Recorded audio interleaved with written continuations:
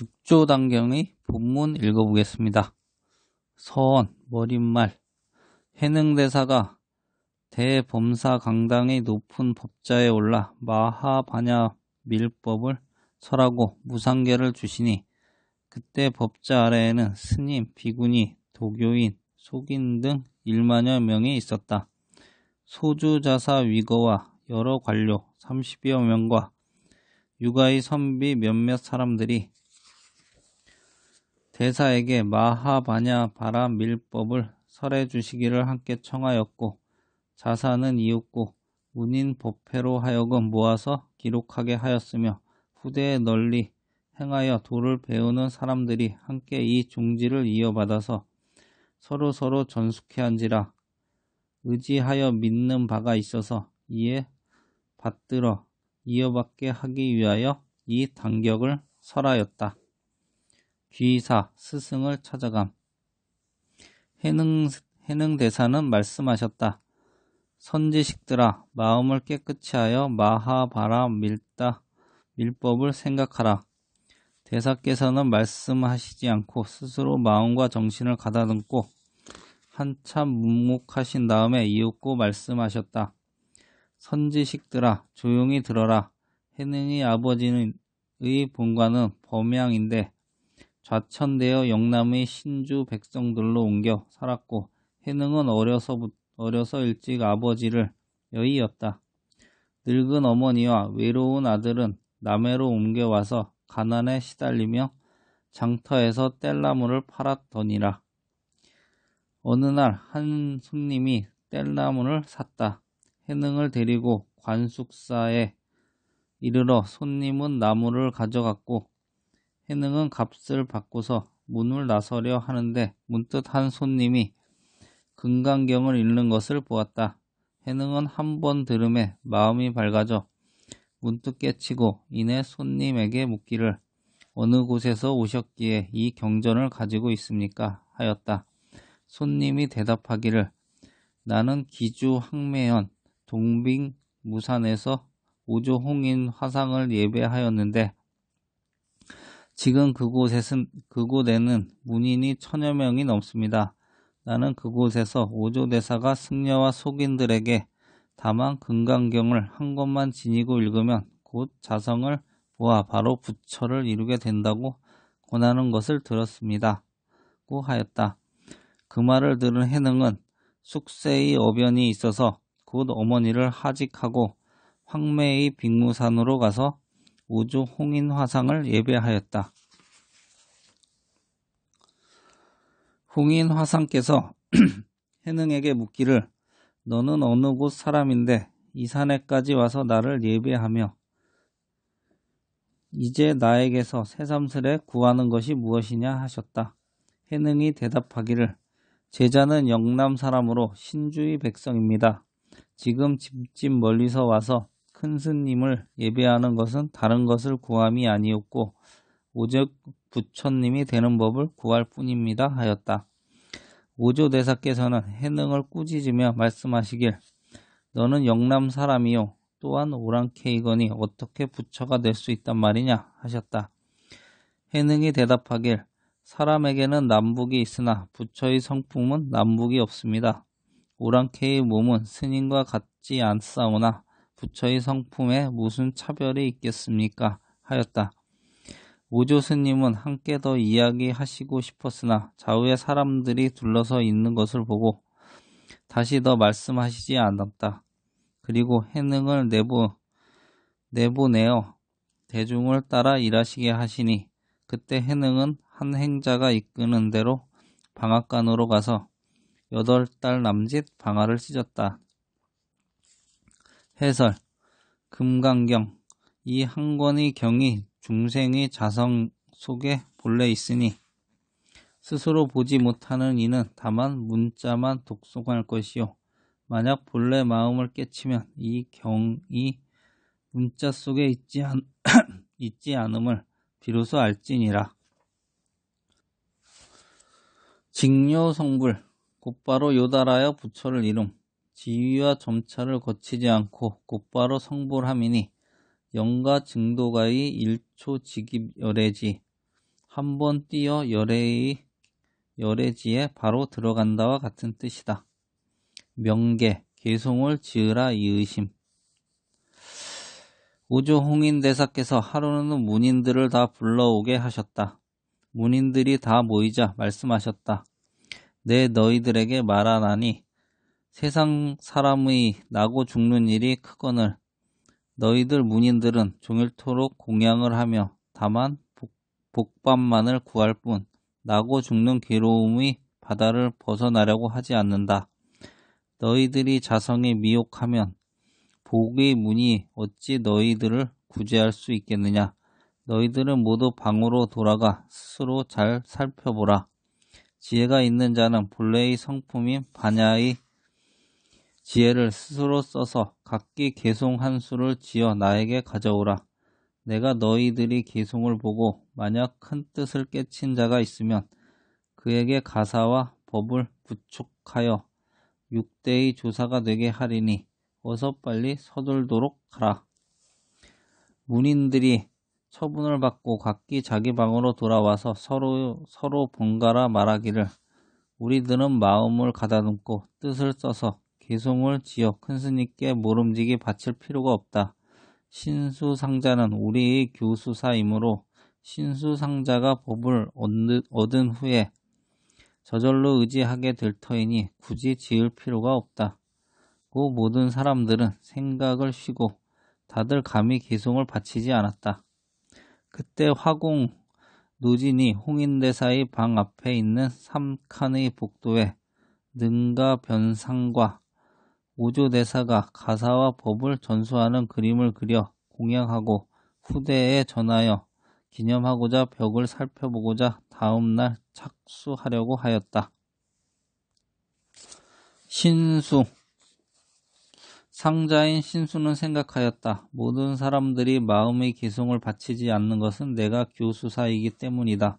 내가 만약 마음의 개송을 바치지 않으면 오조 스님께서 나의 마음속의 견해가 얕고 기품을 어찌 아시리요. 내가 마음의 개송을 오조 스님께 올려 뜻을 밝혀서 법을 구함은 옳거니와 조사의 지위를 넘보면 옳지 않다. 도리어 범인의 마음으로 성인의 지위를 빼앗음과 같다. 그러나 만약 마음의 개송을 바치지 않으면 마침내 법을 얻지 못할 것이다. 한참을 아무리 생각하여도 참으로 어렵고 어려우며 참으로 어렵고도 어려운 일이다. 밤이 삼경에 이르면 사람들이 보지 못하게 하고 남쪽 복도의 중간 벽 위에 마음의 개송을 지어서 써놓고 법을 구하여야겠다.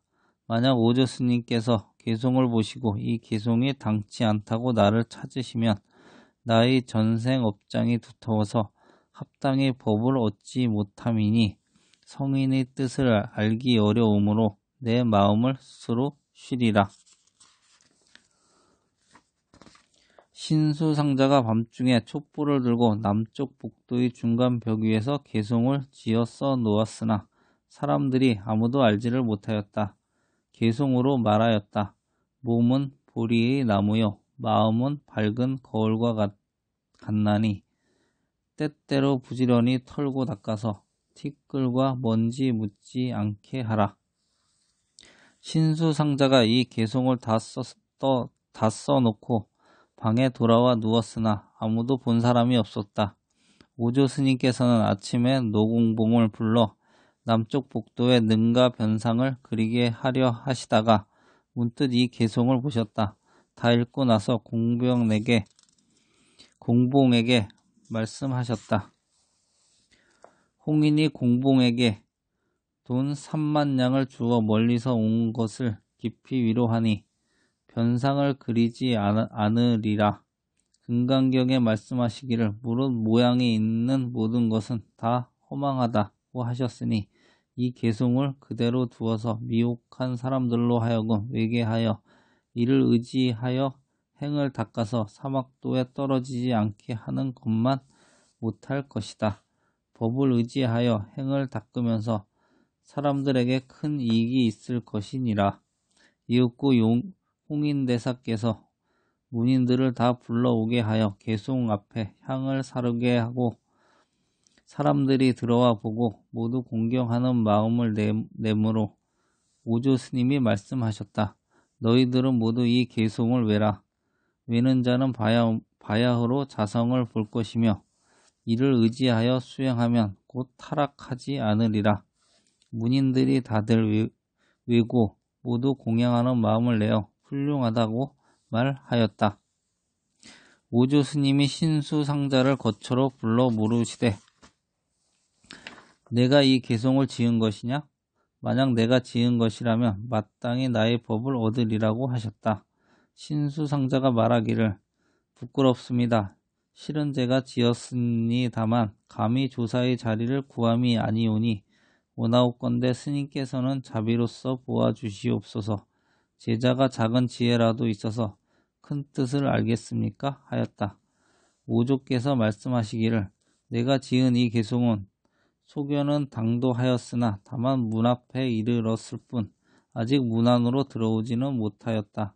범부들이 이 계송을 의지하여 수행하면 곧 타락하지는 않겠지만 이런 견해를 가지고 위없는 보리를 찾는다면 결코 얻지 못할 것이다.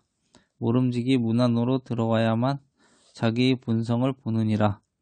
너는 우선 돌아가 며칠 동안 더 생각하여 다시 한번 계송을 지어서 나에게 와 보여라. 만약 문 안에 들어와서 자성을 보았다면 마땅히 가사와 법을 너에게 부촉하리라 하셨다. 신수상자는 돌아가 며칠을 지냈으나 계송을 짓지 못하였다. 해설. 이 계송을 외는 이는 바야흐로 자성을 본다. 고 함은 오조가 대중을 유인하기 위하여 방편으로 하신 말씀이다. 정계, 계송을 받침. 한 동자가 방앗간 옆을 지나면서 이 계송을 외고 있었다. 해능을 한 번 듣고 이 계송은 견성하지도 못하였고 큰 뜻을 알지도 못한 것임을 알았다. 해능이 동자에게 묻기를 지금 외는 것은 무슨 계송인가? 하였다. 동자가 해능에게 대답하여 말하였다.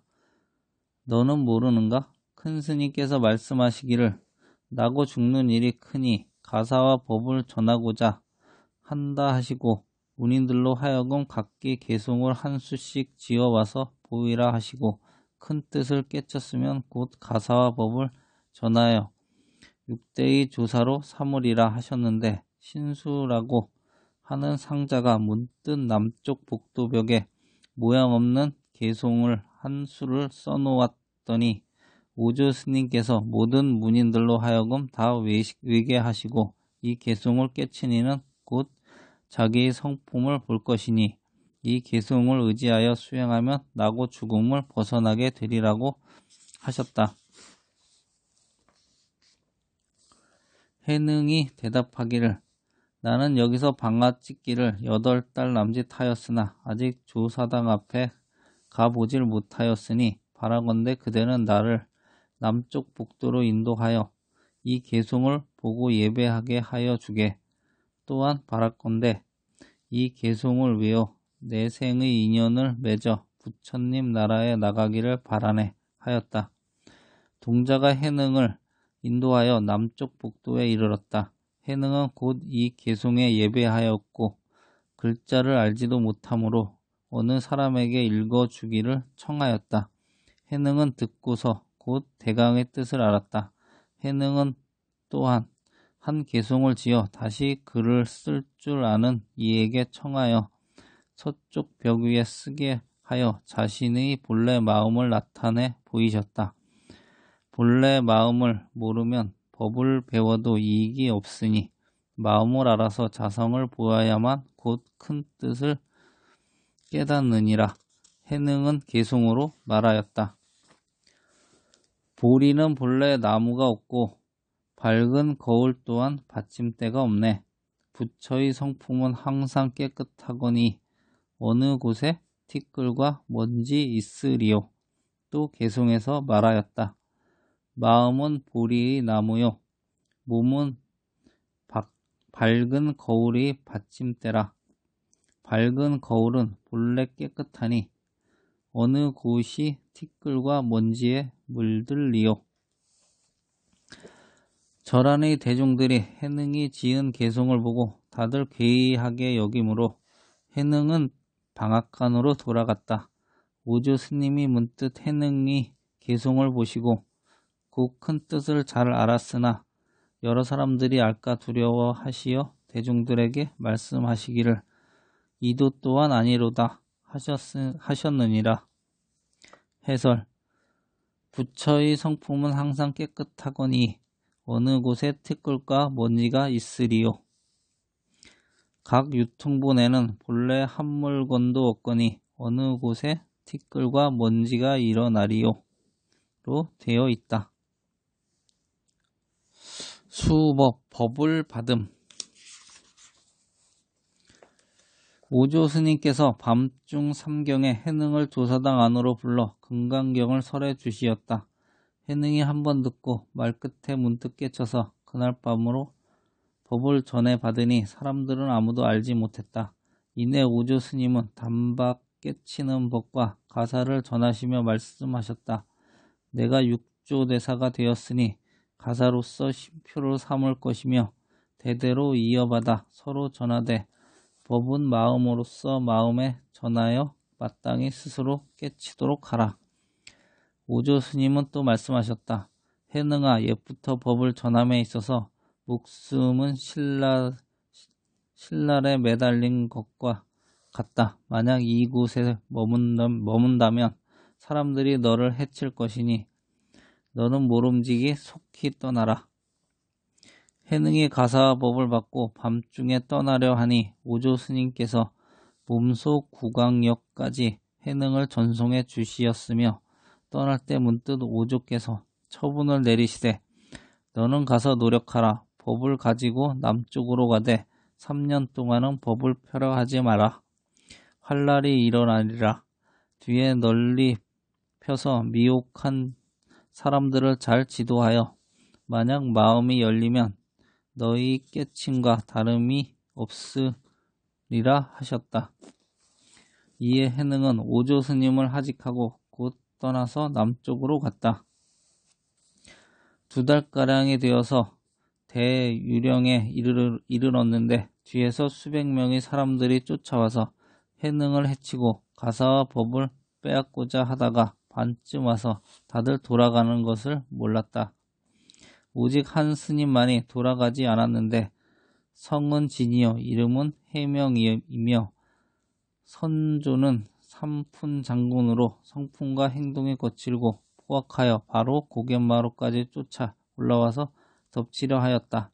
해능이 곧 가사를 돌려주었으나 또한 받으려 하지 않고 제가 짐짓 멀리 온 것은 법을 구함이요 그 가사는 필요치 않습니다.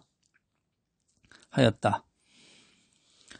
해능이 고갯마루에서 문득 법을 해명에게 전하니 해명이 법문을 듣고 말끝에 마음이 열리었으므로 해능은 해명에게 하여금 곧 북쪽으로 돌아가서 사람들을 교화하라고 하였다. 해설. 박학다문한 대선배인 신수를 물리치고 일자무식인 초등목수에게 대법을 전하였으니 불법은 문자에 있지 않고 견석에 있는 것임을 알겠다. 번전돈법, 곧 돈법을 전수함. 당경에는 처음부터 끝까지 오직 돈법뿐이요 전법은 없으니 점수를 말함은 당경이 법이 아니다.